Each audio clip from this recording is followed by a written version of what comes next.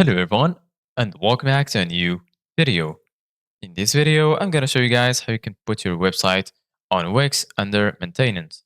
So if you guys want to learn how to do it, just follow the steps that I'm going to show you.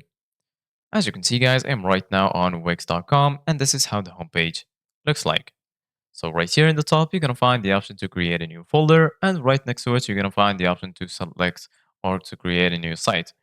So right now, go to the site you want to edit right here, and then hover your mouse over it and click on select and edit site. Once you do that, just wait for your dashboard to load.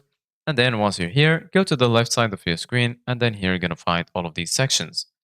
Once you're here, go all the way down to the bottom, click on design site, and then you will be redirected to this tab right here. So just wait for it to load.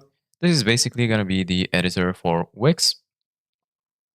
Just wait for it to finish loading, and then this is how it will look like. So once you're here, in the left side of your screen, you're going to find all of the tools that you will need in order to customize and design your site. So right now, go to Pages and Menu, and then once you're here, right here you're going to find Site Menu, Sign Up and Login, and so on. Go to Site Menu, and then click on Add Page. Once you do that, right here, as you can see guys, you can choose which type of page you want. So for example, I'm going to add this page. Click on Add Page, and then just wait for it to add. And then once you add it, you can name it, for example, maintenance, and then click on Done. And after that, you can customize your page. For example, I'm going to remove this, and then right here, for example, I'm going to name it Site under Maintenance.